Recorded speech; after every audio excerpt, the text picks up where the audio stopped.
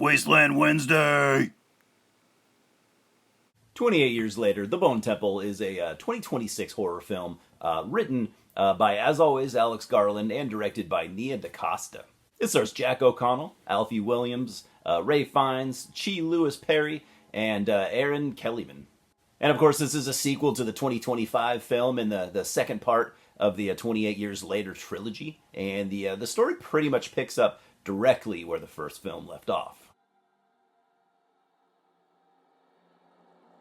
Now, I went in knowing a few things. I noticed, that just the critical response was much more positive this time around, than compared to the previous film. And I knew that it had a different cinematographer. I knew that it had a different director in DaCosta, who I knew from the 2021 Candyman film. And I imagine a lot of people, knew her from that as well. And I hadn't seen any of her other stuff, so I was actually eager to see, what she could bring to this franchise and how it would compare, of course, to Danny Boyle's style. And I'm a pretty big Alex Garland fan, so I was curious to see where, of course, where the story would go. And since this is a trilogy, these movies have a definite episodic feel. I mean, this feels exactly like the middle of a really long movie, which essentially is what it is. I had a feeling that this would probably, take place directly after the first film, and that's exactly what it does. It's not often that I predict things, but no recaps, no easing yourself back into the story. This is a brutal, unforgiving land, and you're just thrown right into the meat grinder. And as to where the last film had a bit of an emotional vibe to it, this one has a little bit of that, but not much. This one is much more violent and sadistic, again, with moments of humanity. And actually, now that I think about it, I remember seeing people say that if you didn't like the first movie much, this one might much more be your thing. And I think they meant that, if you're more into, violent horror and stuff like that. I think I do agree with that to an extent, though. I mean, if you did like Danny Boyle's, film, DaCosta's, it's pretty different. Her style is different than Danny's. So, it does make this come across as a bit of a different film than it would have if Danny Boyle directed it. I really liked the new title card. That was really cool, something new. And so back into the meat grinder I was talking about. That is the Fingers, which is the gang led by Jimmy Crystal, played by Jack O'Connell. Jack has had a really good year, I think, playing the villain in major films like, this series, of course. He was the lead villain in Sinners, and I'm all in for it, man. He's great. He's really, really good. I can't wait to see more of this guy doing this kind of thing. And he is actually kind of the lead here, which is something I didn't really expect. Not so much Spike this time around like the first film. And it's kind of funny because, so many people, hated the end of that first film when it kind of introduces, Jimmy and his gang of fingers. But I didn't hate it. I thought it was kind of fun. I mean, it was wacky as hell and all that, but I do feel like it kind of fit Danny Boyle's, kind of erratic style. And into this bizarre, fucked up universe, I was fine with it. Jimmy's got an interesting story. His father was a priest, and, during the original outbreak, he was infected along with, his congregation, which was kind of awesome. So the last time Jimmy saw his pops was him leading a gang of demons, in his words. And because of this, he became a deranged Satanist. At least that's how I took it. And it's a little wild, but, that's what's cool about writing a post-apocalyptic world. Anything goes. The Jimmy Savile aspect, I think, is probably confusing to people outside the UK, but I liked the cultural, edition or whatever. I'll admit I did have to look it up. I didn't know who Jimmy Savile was. I've talked to, some of my American friends, and some of them knew who he was, but I don't recall ever even hearing about him. But again, whatever. It works for me. I think it's cool. Jimmy and his gang of seven fingers pretty much roam that island, just like terrorizing and murdering anyone, they find in the name of Satan. It's pretty metal. And now that Spike has been rescued by Jimmy and the Fingers, he is forced to fight one of them to the death as like a gang initiation.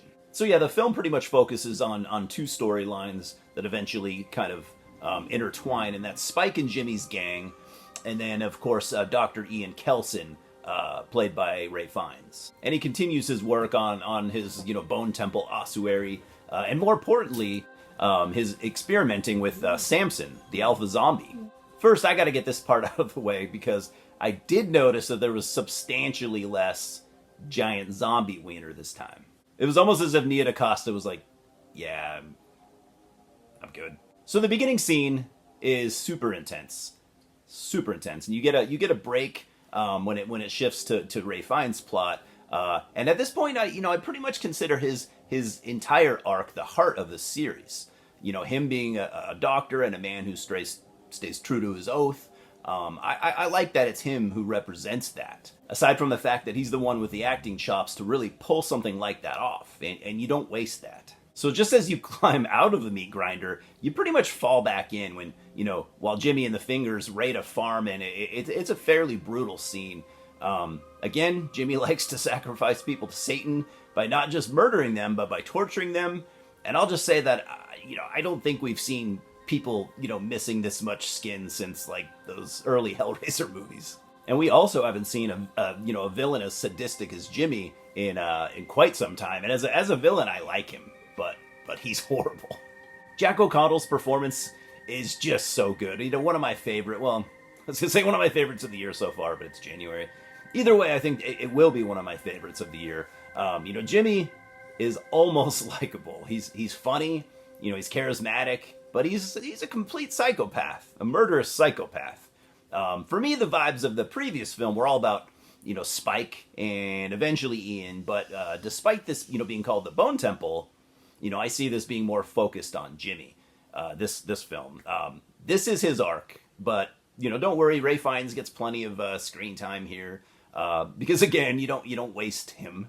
And you do get a way better look at his relationship with Samson, which seems to be, much more ongoing than I thought it was going to be.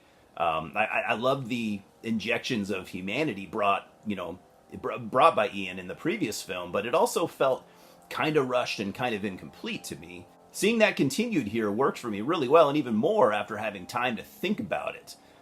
Because for some reason I've been thinking about these scenes ever since I saw the movie. Ian's relationship with Samson seems to have two purposes. In the last film, I initially wondered why he didn't just kill Samson while he was under sedation. But, I learned that it's because he's a fucking doctor. Doctors don't kill people. They're not supposed to anyways.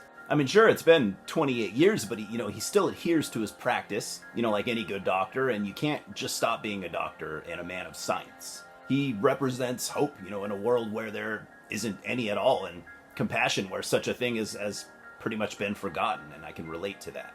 It's also fair to assume that he's lonely and enjoys Samson's friendship while he's under sedation, and I gotta say, I did not expect Samson to have a story arc of his own, let alone one that I would be thinking about still days or a week later.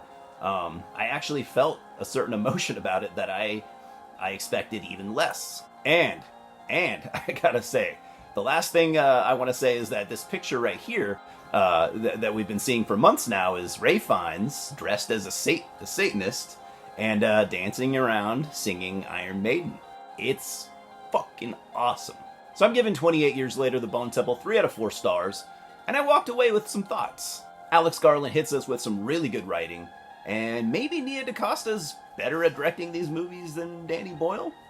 Any thoughts? Cheers, guys, and I'll see you at the multiplex. Subscribe right now, please.